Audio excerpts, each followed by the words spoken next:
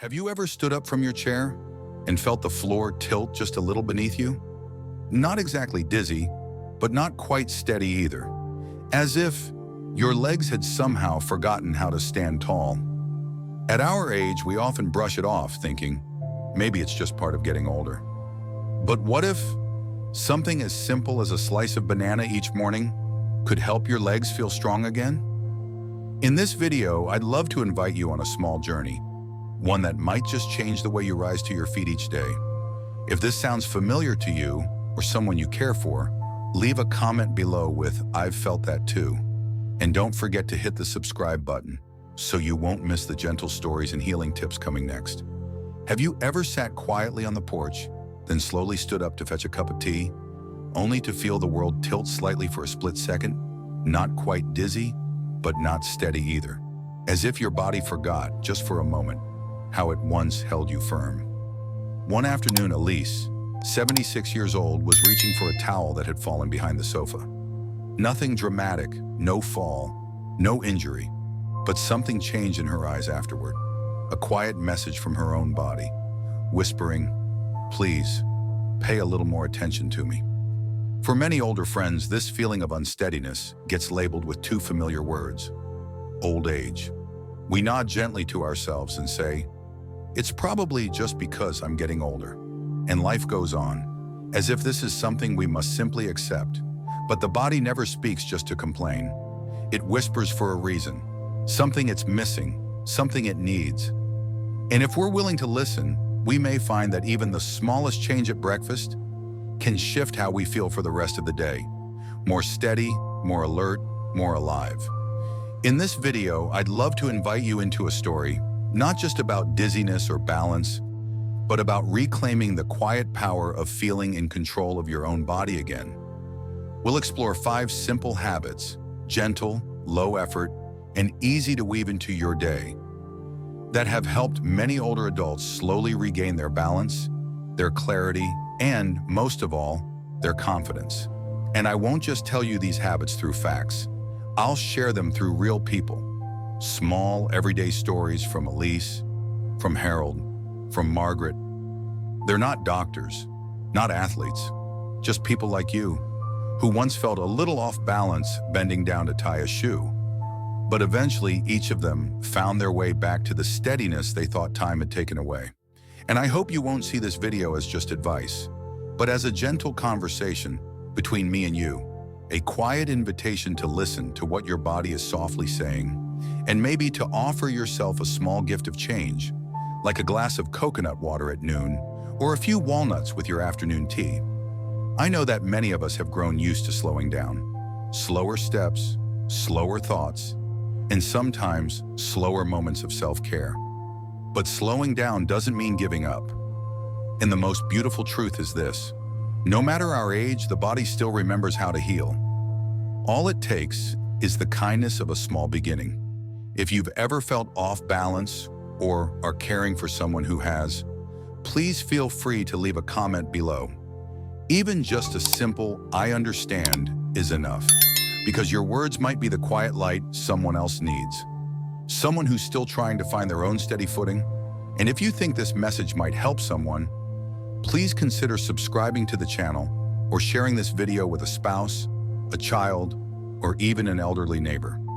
Sometimes the smallest video, the gentlest act of care, can become the steadying hand behind someone's back as they wobble through the kitchen.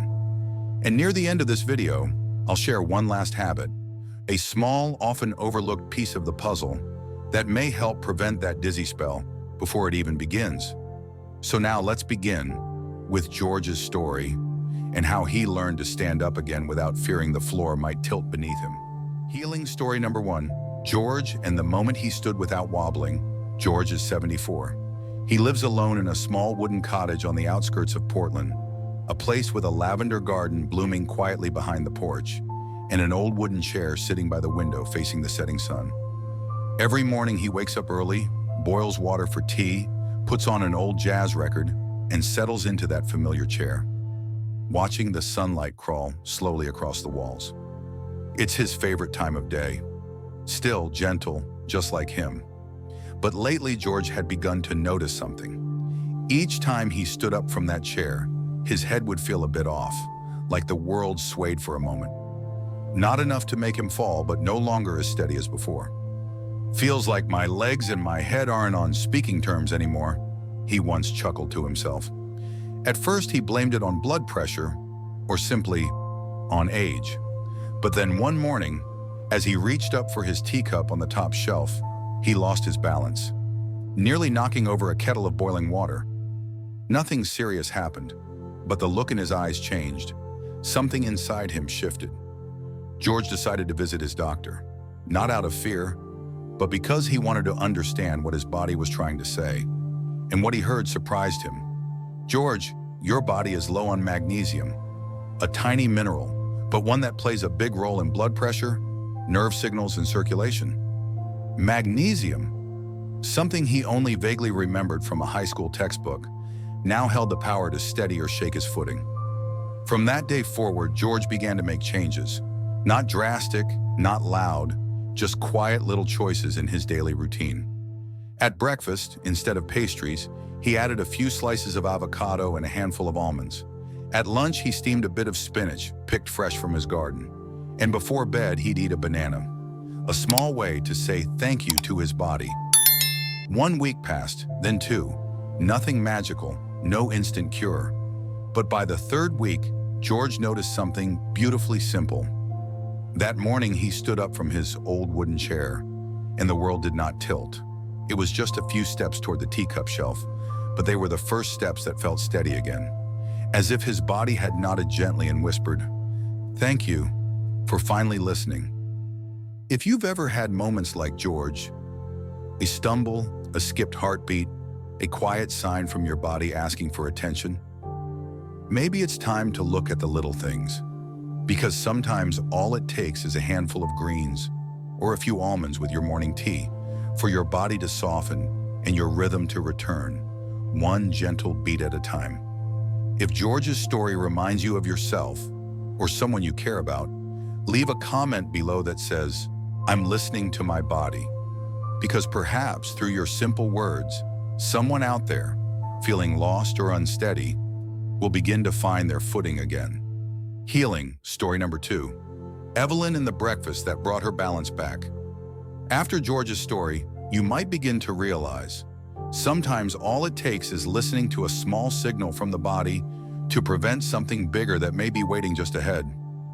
Evelyn, 78 years old, lives alone in a small, 3rd-floor apartment of an old building. The kind with winding staircases, wooden handrails, and each step creaking in its own familiar way. She lives alone, but never feels lonely. Every morning, the laughter of children from the floor below drifts up through her windows. And every evening, neighbors drop by for tea and to share a slice of the sponge cake she's just taken out of the oven. Everything seemed fine until one afternoon.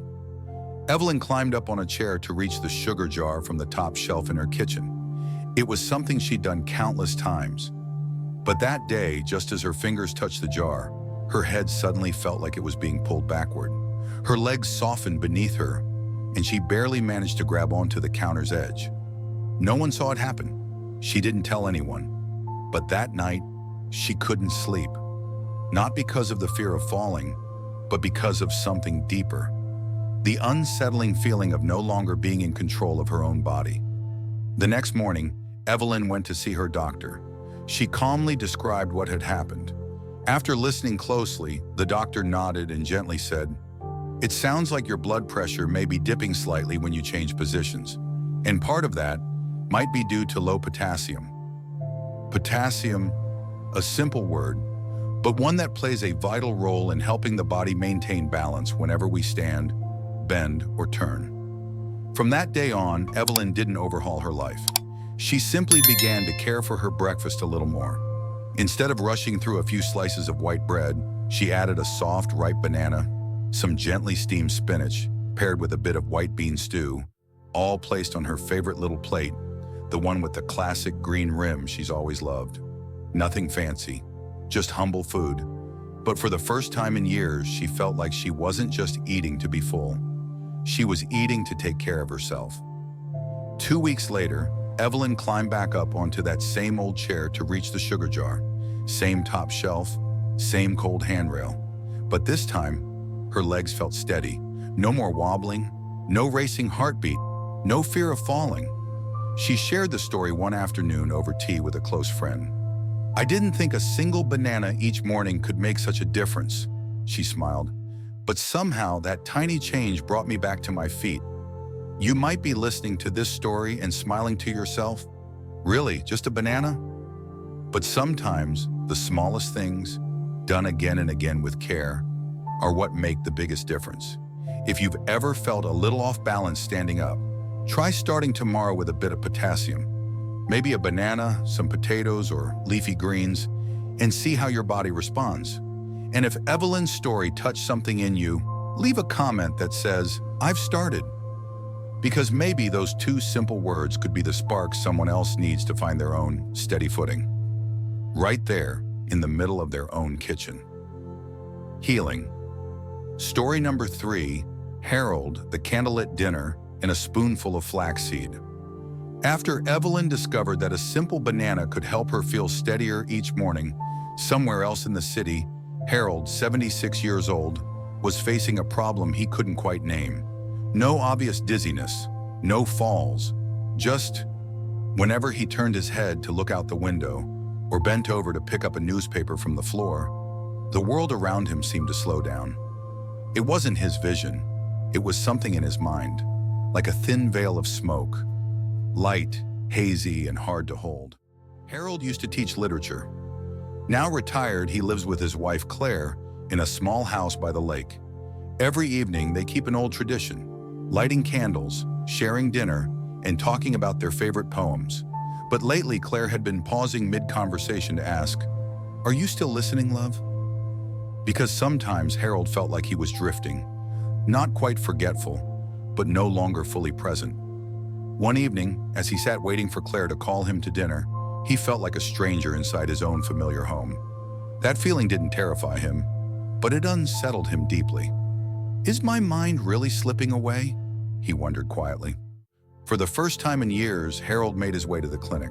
The doctor, an old student of his, smiled gently and said, "Your mind isn't fading, sir, but your brain's blood flow isn't as smooth as it once was.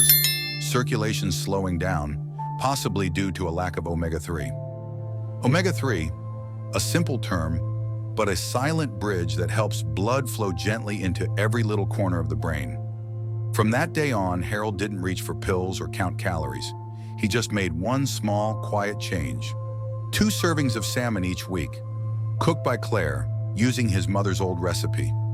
Each morning, a spoonful of flaxseed sprinkled over warm oatmeal, as if he were adding a little piece to the start of his day. And each night, the candles still flickered softly on the table. But this time, he wasn't drifting through the conversation. He was present. He remembered. And Claire's eyes, once searching, now softened with warmth. 3 weeks passed. One afternoon, Harold sat by the window when Claire called from the kitchen. "Try turning your head quickly. Let's see if the fog is still there." He chuckled and turned. Everything stayed clear, steady, no more delay, no more haze. If you've ever felt your mind slow when you turn your head or notice that you're not quite as sharp as before, it may not be your age. It could be your brain asking gently for support. A spoonful of flaxseed, a piece of salmon, a simple dinner, quiet but complete. And through these small choices, you just might return to yourself. Clear, grounded, and fully here. If Harold's story reminded you of your own journey or someone you love, leave a comment that says, "I'm coming back." Because sometimes a few honest words can become the soft lantern guiding someone else through the fog of forgotten clarity. Healing story number 4, Margaret and the glass of water on a still afternoon. After Harold's story of finding clarity again through flaxseed and warm candlelit dinners, we now meet Margaret, 81 years old, who always made a habit of drinking enough water, yet still found herself lightheaded for reasons she couldn't quite explain. Margaret lives in a quiet suburb where moss covers the rooftops and little flower beds are watered gently each morning. She's a careful woman. Her day always begins with a warm glass of water. Later, she sips plain water throughout the day. "I drink plenty," she often reassured her daughter whenever she called to check in. But even so, she often felt a little unsteady after standing too long in the kitchen or returning from a short walk. One day, while arranging flowers in her living room, she bent down to pick up a pair of scissors and nearly lost her balance. No one saw it happen, but Margaret felt it clearly. A message from her body spoken in a language only the elderly truly understand.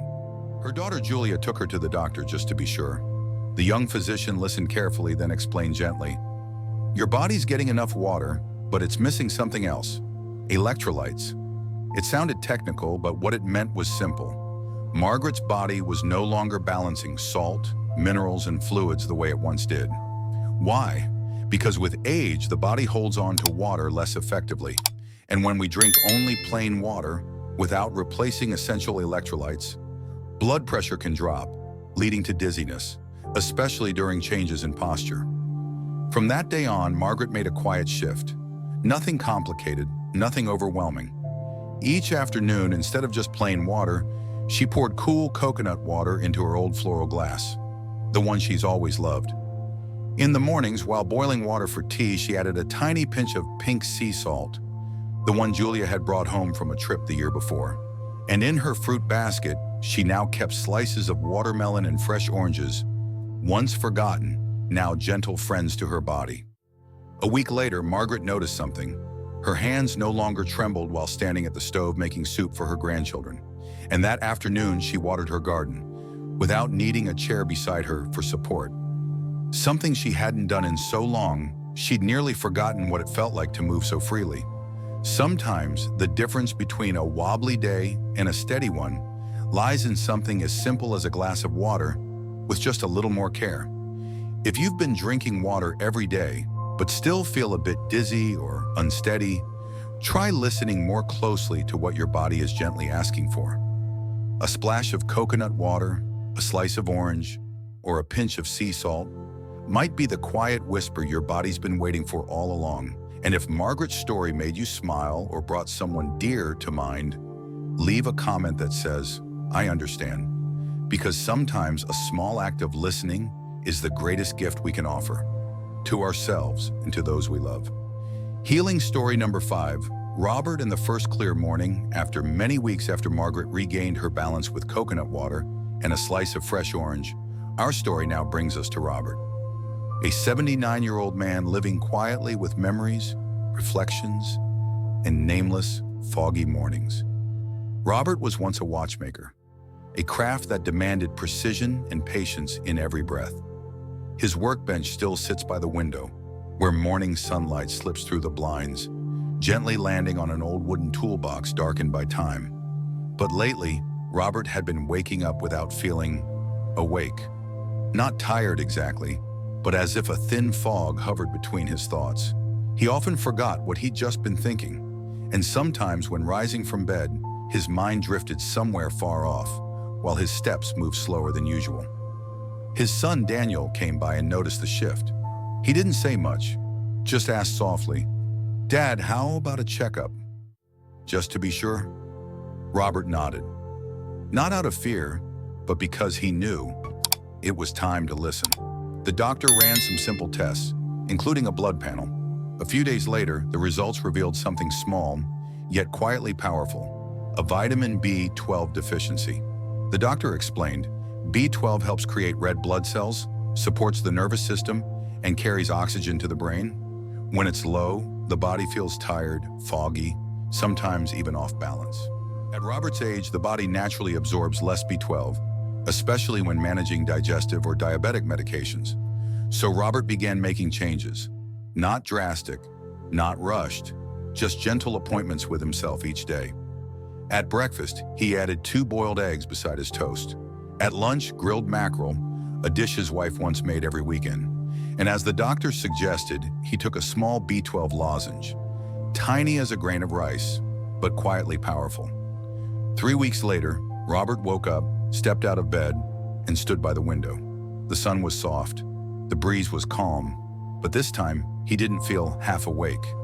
Everything was clear, sharp, like a watch freshly wound and ticking again. He returned to his workbench, opened the old wooden box, and began repairing a watch he'd set aside long ago. His hands still trembled slightly, but his gaze no longer wandered. If you've ever felt like Robert, groggy in the morning, uncertain in the first moments after waking, perhaps what your body needs isn't just rest, but a little B12, a quiet helper that supports the brain, the nerves, and the memory with each new day. If you see yourself in this story, leave a comment that says, "I'm truly waking up," because sometimes a new day doesn't really begin until both the body and the mind feel fully awake. Robert, with hands that still tremble, but eyes that are clear once more. Margaret, no longer needing to hold on to the counter each afternoon. Harold, who can now truly hear his wife's voice across the dinner table. Evelyn, who reaches for the sugar jar without the fear of falling. And George, who steps out onto the porch without dreading the ground beneath his feet. Each one of them, as you've seen, didn't do anything drastic. No one turned their life upside down. No one began with a grand resolution. They simply chose to listen to their body patiently and offered themselves one small chance to change. From a single banana in the morning, from a spoonful of flaxseed on warm oatmeal, from a cool glass of coconut water in the afternoon, from a piece of grilled salmon by candlelight, or from a tiny B12 lozenge, no bigger than a grain of rice, yet strong enough to awaken the mind. Each detail in these stories, if you look closely, is not foreign at all.